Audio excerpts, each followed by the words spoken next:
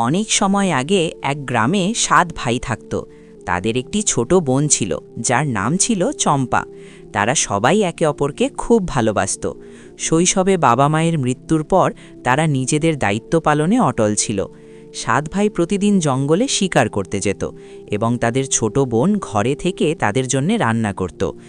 একদিন সকালে যখন বোন তার ভাইদের জন্য রান্না করছিল, তখনই সবজি কাটার সময় তার আঙুল কেটে গেল এবং প্রচুর রক্ত বের হতে লাগল। এটি দেখে চম্পা ঘাবড়ে গেল। সে ভাবল, যদি আমার ভাইয়েরা জানতে পারে তবে তারা খুব চিন্তিত হয়ে পড়বে। সে রক্ত থামানোর অনেক চেষ্টা করল, কিন্তু অজান্তেই হাত থেকে ঝরা রক্ত সেই খাবারে মিশে গেল যা সে রান্না করছিল। সন্ধ্যায় যখন সব ভাই ঘরে ফিরল, তখন চম্পা তাদের খাবার পরিবেশন করল। সব ভাইয়েরা খাবারটি চেখে দেখল এবং তাদের খাবারের স্বাদ অস্বাভাবিক ও সুস্বাদু মনে হলো। তারা চম্পার খুব প্রশংসা করতে লাগল। তারা বলল যে আজ পর্যন্ত তারা এত সুস্বাদু খাবার কখনো খায়নি। পরের দিন 7 ভাই আবার শিকারের জন্য জঙ্গলে গেল, কিন্তু বড় ভাইয়ের মনোযোগ সেই খাবারের ওপরই ছিল যা সে গত রাতে খেয়েছিল। সে তার বাকি ভাইদের কাছে গেল এবং সেই খাবারের বিষয়ে আলোচনা করতে লাগল। যখন রাতে তারা ঘরে পৌঁছালো, তখন তারা চম্পাকে জিজ্ঞেস করল, বোন, আসলে তুমি কাল রাতের খাবারে এমন কি দিয়েছিলে যার ফলে স্বাদ এত সুস্বাদু হয়েছিল? চম্পা বলল, ভাইয়া, আমি কিছুই দেইনি, ওটা অন্য দিনের মতোই সাধারণ খাবার ছিল। ভাইদের বারবার জিজ্ঞাসার পর চম্পা জানালো যে যখন সে সবজি কাটছিল তখন তার আঙুল চাকু দিয়ে কেটে গিয়েছিল এবং কিছুটা রক্ত সবজিতে মিশে গিয়েছিল। এটি শুনেই 7 ভাইয়ের জ্ঞান হারানোর মতো অবস্থা হলো। সন্ধ্যায় যখন সব ভাই একসাথে বসল, তখন বড় ভাইয়ের মাথায় এক ভয়াবহ চিন্তা এলো। সে তার বাকি ভাইদের বলল, ভাবো, যদি আমাদের বোনের রক্তের কয়েক ফোঁটা এত সুস্বাদু হয় তবে তার মাংস কতটা সুস্বাদু হবে। বড় ভাইয়ের এই ক্রূর কথায় 5 ভাই সম্মত হলো, কিন্তু সবচেয়ে ছোট ভাই ভয় ও চিন্তায় ডুবে গেল। তখনই বড় ভাই বলল, কাল আমরা আমাদের বোনকে বিয়ের সম্বন্ধের অজুহাতে জঙ্গলে নিয়ে যাব এবং তীর দিয়ে তাকে হত্যা করে তার মাংস রান্না করে খাবো। এটি শুনে সব ভাইয়েরা সম্মতি জানালো, কিন্তু ছোট ভাই গভীর চিন্তায় ডুবে গেল। সে অস্থির হয়ে উঠল যে নিজের ছোট বোনকে কিভাবে বাঁচানো যায়। সে চেয়েও তার ভাইদের বিরোধিতা করতে পারছিল না, কারণ 6 ভাই একসাথে ছিল। পরের দিন সকালে বড় ভাই চম্পার কাছে গেল এবং বলল, আমার প্রিয় বোন, এখন তুমি বিয়ের যোগ্য হয়ে গেছো, তাই আজ আমরা তোমার জন্য পাত্র দেখতে যাব। তুমি তৈরি হয়ে নাও। ভাইয়ের কথা শুনে চম্পা খুব খুশি হল এবং উৎসাহিত হয়ে তার ভাইদের সাথে জঙ্গলের দিকে রওনা দিল। রাস্তায় হাঁটতে হাঁটতে সে ক্লান্ত হয়ে গেল এবং একটি পাথরের ওপর বসে পড়ল। সে বড় ভাইকে জিজ্ঞেস করল, ভাইয়া, আর কত দূর হাঁটতে হবে? কবে আসবে তাদের ঘর? বড় ভাই হাসি মুখে উত্তর দিল, আর অল্প একটু বোন, তারপরেই আমরা পৌঁছে যাব। কিছুক্ষণ পর তারা হাঁটতে হাঁটতে একটি বট গাছের কাছে পৌঁছালো। সেখানে ভাইয়েরা হঠাৎ চম্পাকে ধরে ফেলল এবং সেই গাছের সাথে বেঁধে দিল। চম্পা ঘাবড়ে গিয়ে বলল, ভাইয়া, এটা আপনারা কি করছেন?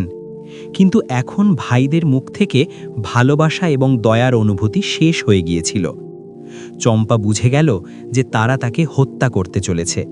সে অসহায় ও ভীত চোখে জল নিয়ে ঈশ্বরকে স্মরণ করতে লাগল। তখনই সবচেয়ে বড় ভাই ধনু তুলে তীর ছুড়ল। চম্পা ঈশ্বরকে স্মরণ করতে করতে বলল, মারো ভাইয়া, মারো, তোমার তীর জঙ্গলের দিকে যাবে। বড় ভাই কঠোরভাবে তীর ছুড়ল, কিন্তু তার নিশানা লক্ষ্যভ্রষ্ট হল। তারপর দ্বিতীয় ভাই তীর ছোড়ার চেষ্টা করল, কিন্তু সেও অসফল হল। এইভাবে একে একে বাকি ভাইয়েরাও চেষ্টা করল, কিন্তু সবার তীর অন্য দিকে চলে গেল। এখন তীর ছোড়ার পালা ছিল সবচেয়ে ছোট ভাইয়ের। সব ভাইয়েরা চিৎকার করে বলল, একবারেই বোনকে মেরে ফেলবি। যদি তোর নিশানা লক্ষ্যভ্রষ্ট হয় তবে আমরা তোকেও জীবিত ছাড়ব না। ছোট ভাই তার বোনকে খুব ভালোবাসত। সে চেয়েও তাকে মারতে পারছিল না, কিন্তু বোন তার প্রিয় ভাইয়ের অসহায়ত্ব বুঝে নিল এবং মনে মনে ঈশ্বরের কাছে প্রার্থনা করতে করতে বলল, মারো ভাইয়া, মারো, তোমার তীর যেন সঠিক নিশানায় লাগে। এটি শুনে ছোট ভাইয়ের চোখে জল চলে এলো। সে কাঁপতে কাঁপতে ধনু তুলল এবং তীর ছুঁড়ে দিল। এইবার নিশানা ভুল হল না। তীর সরাসরি তার বোনের গায়ে লাগল এবং কিছুক্ষণের মধ্যেই তার মৃত্যু হল। এরপর বাকি 6 ভাই মিলে তার শরীরের ছোট ছোট টুকরো করল এবং তার মাংস রান্না করতে লাগল। বড় ভাই ছোট ভাইকে জঙ্গল থেকে কাঠ আনতে পাঠিয়ে দিল, কিন্তু ছোট ভাই এই ঘৃণ্য কাজে সামিল হতে পারছিল না। এই জন্য ফেরার সময় সে কাঠের সাথে সাথে কিছু মাছ এবং কাঁকড়াও নিয়ে এলো। কিছুক্ষণ পর যখন খাবার পরিবেশন করা হলো, তখন সে চম্পার মাংসকে একটি গোপন গর্তে পুঁতে দিল।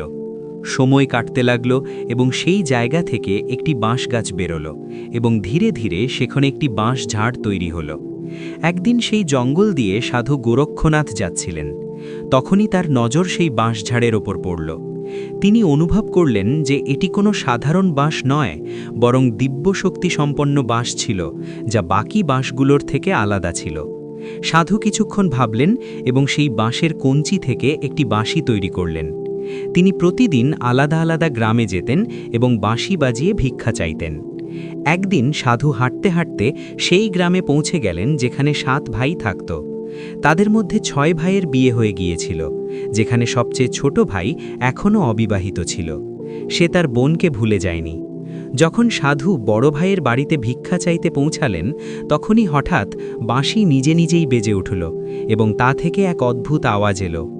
এই হলো সবচেয়ে বড় অপরাধী, এই করেছে নিজের বোনের শিকার।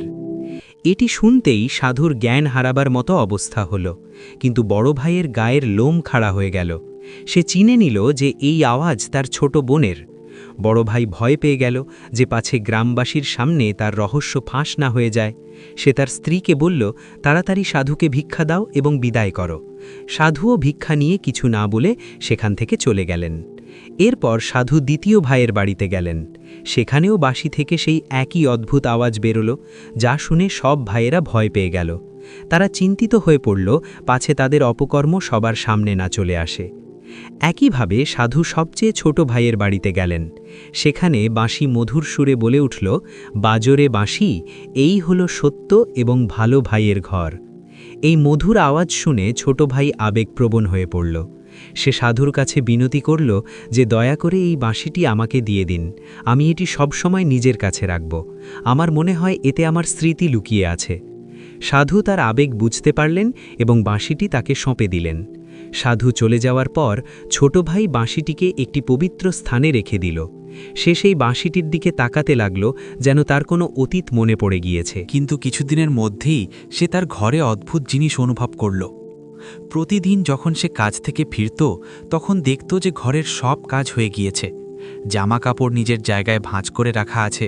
সেই সব দেখে অবাক হয়ে যেত। কিছুদিন এমনটাই চলতে থাকল। অবশেষে সে এটি খুঁজে বের করার নিশ্চয়তা নিল। একদিন সে লুকিয়ে ঘরের এক অন্ধকার কোণে আত্মগোপন করল। তখনই তার চোখের সামনে টেবিলে রাখা বাঁশিটি জ্বলজ্বল করতে লাগল এবং তা থেকে একটি মেয়ের আত্মা প্রকট হল। সে আর কেউ নয়, বরং তার নিজেরই ছোট বোন ছিল। সে ঘর পরিষ্কার করত, বাসন ধুত এবং সন্ধ্যা হতেই বাঁশিতে মিশে যেত। এটি দেখে ছোট ভাই অবাক হয়ে গেল। সে দৌড়ে তার সবচেয়ে বড় ভাবির কাছে গেল এবং সারা ঘটনা বলে দিল। এটি শুনে ভাবির জ্ঞান হারাবার মতো অবস্থা হল। তিনি গম্ভীর স্বরে বললেন, দেবরজি, পরের বার যখন আপনার বোনের আত্মা বাঁশি থেকে বেরোবে, তখন তক্ষুনি তাকে অগ্নিতে প্রবাহিত করে দেবেন এবং তার উপর গঙ্গাজল ছিটিয়ে দেবেন, যাতে আপনার বোন পুরনো শরীর থেকে মুক্তি পেয়ে যায়। কিন্তু এই সব কথা বাইরে দাঁড়িয়ে থাকা বড় ভাই শুনে ফেলে। সে তখনই তার 5 ভাইয়ের কাছে যায় এবং সব কথা বলে দেয়। সব ভাইয়েরা ভয় পেয়ে গেল পাছে তাদের রহস্য গ্রামবাসীদের সামনে খুলে না যায়। তারা তক্ষুনি ছোট ভাইয়ের বাড়িতে গেল এবং বাঁশিটি চুরি করে নিল। তারা এটি ঠিক করল যে বাঁশিটি ভেঙে নদীতে ফেলে দেবে। কিন্তু তখনই সেখানে সেই সাধু এবং ছোট ভাই চলে এলো, যা দেখে সব ভাইয়েরা চমকে গেল। কিন্তু তারা ষড়যন্ত্র করে সাধুকে নদীতে ফেলে দিল। কিন্তু এরই মাঝে ছোট ভাই সুযোগ পেয়েই বাঁশিটি নিয়ে দৌড়ে নিজের বাড়িতে চলে এলো। সে তাড়াতাড়ি বাঁশিটিকে আগুনে ফেলল এবং তার ওপর গঙ্গাজল ছল। যেমনই বাঁশিটি পুড়ে ভস্ম হল, তা থেকে একটি তেজালো আলো বেরোল এবং দেখতে দেখতে তার বোন জীবিত হয়ে তার সামনে এসে দাঁড়ালো। নিজের বোনকে জীবিত দেখে তার জ্ঞান হারাবার মতো অবস্থা হলো। সে চম্পাকে জড়িয়ে ধরল এবং ফুপিয়ে কাঁদতে লাগল। কিছু সময়ের মধ্যেই চম্পার জীবিত হওয়ার খবর পুরো গ্রামে ছড়িয়ে পড়ল। মানুষ এই কথা শুনে অবাক হয়ে গেল যে কিভাবে কোনো মৃত মেয়ে আবার জীবিত হতে পারে।